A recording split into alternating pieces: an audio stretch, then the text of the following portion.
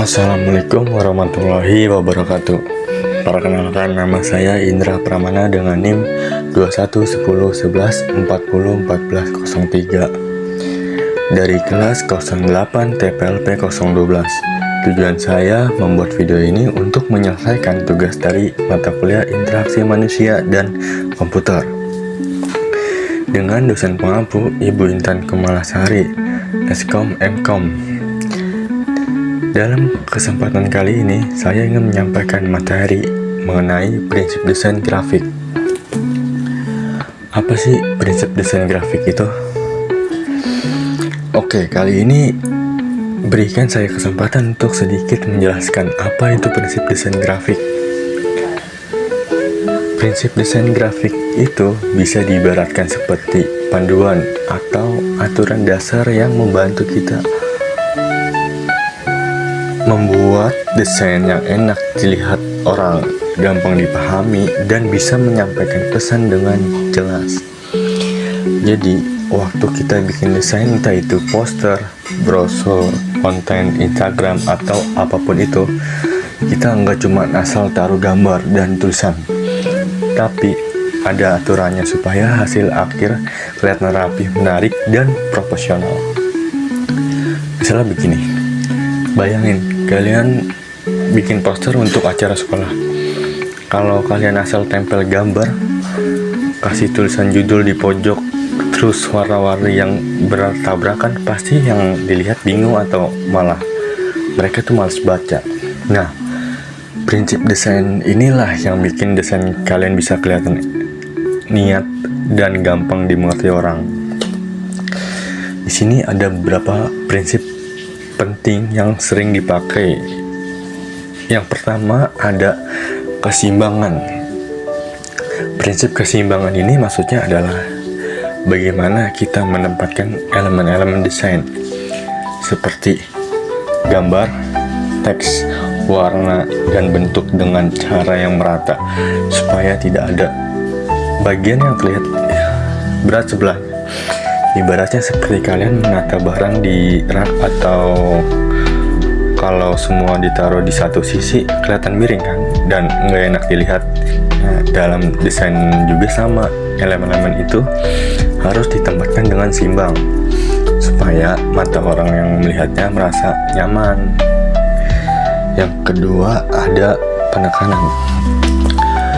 Penekanan berarti kita menentukan bagaimana desain yang harus jadi pusat perhatian. Misalnya teman-teman nih bikin poster diskon, tentu bagian yang paling penting adalah tulisan diskonnya, diskon 50% misalnya. Maka bagian itu harus dibuat lebih besar, lebih mencolok, ataupun diberi warna yang kontras supaya langsung menarik mata orang-orang. Tujuannya adalah agar orang langsung tahu informasi terpenting tanpa harus membaca semuanya terlebih dahulu. Nah, yang ketiga itu ada kesatuan. Kesatuan ini berbicara tentang bagaimana semua elemen dalam desain paling mendukung dan terasa satu kesatuan utuh. Kalau teman-teman pakai font yang cocok, warna yang senada, dan gambar yang mendukung tema, maka desain akan terasa lebih rapi dan harmonis. Tapi kalau teman-teman campur-campur font yang beda gaya, warna yang enggak cocok, dan gambar yang asal ambil, desain kalian jadi kelihatan berantakan dan enggak nyambung gitu. Dan yang keempat ada kontras. Kontras digunakan untuk menunjukkan perbedaan antara elemen agar desain tidak membosankan dan lebih mudahnya dibaca. Misalnya tulisan berwarna putih di atas latar belakang gelap akan lebih terlihat daripada tulisan abu-abu di latar belakang abu-abu juga. Kontras juga bisa muncul dari perbedaan ukuran, bentuk, ataupun gaya font. Dengan kontras, kita bisa menentukan mata orang untuk fokus ke bagian penting. Nah, yang kelima, ruang kosong, white space. Ruang kosong bukan berarti bagian yang nggak berguna.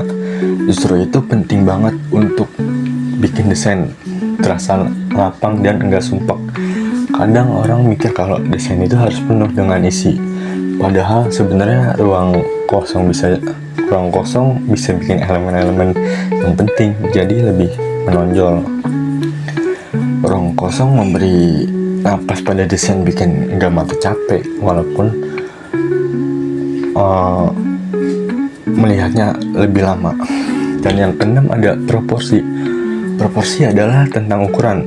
Elemen-elemen dalam desain yang harus memiliki ukuran yang sesuai dengan fungsinya.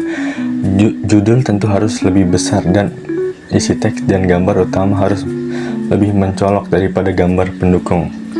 Kalau proporsinya nggak tepat, misalnya tulisan penting malah kecil banget, pesan yang ingin disampaikan bisa nggak sampai ke pembaca karena tulisannya itu kecil. Dan yang ketujuh ada ritme. Ritme dalam desain seperti irama dalam musik dengan pengulangan elemen-elemen tertentu seperti bentuk garis, warna.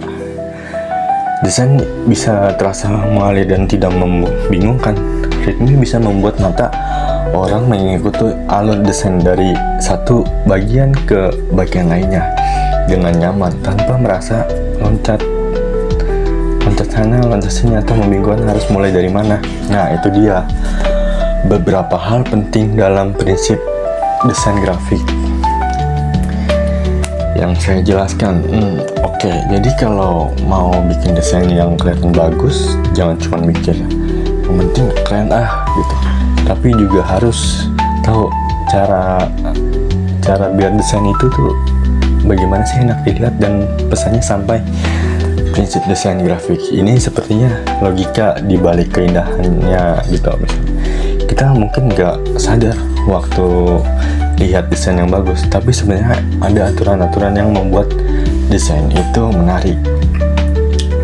Dan pentingnya semua prinsip ini bukan aturan kaku, kamu tetap bisa berekspresi sebebas mungkin, tapi dengan panduan biar hasilnya tetap keren dan fungsional. Nah, itu dia materi yang bisa saya sampaikan. Kurang lebihnya mohon maaf. Wassalamualaikum warahmatullahi wabarakatuh.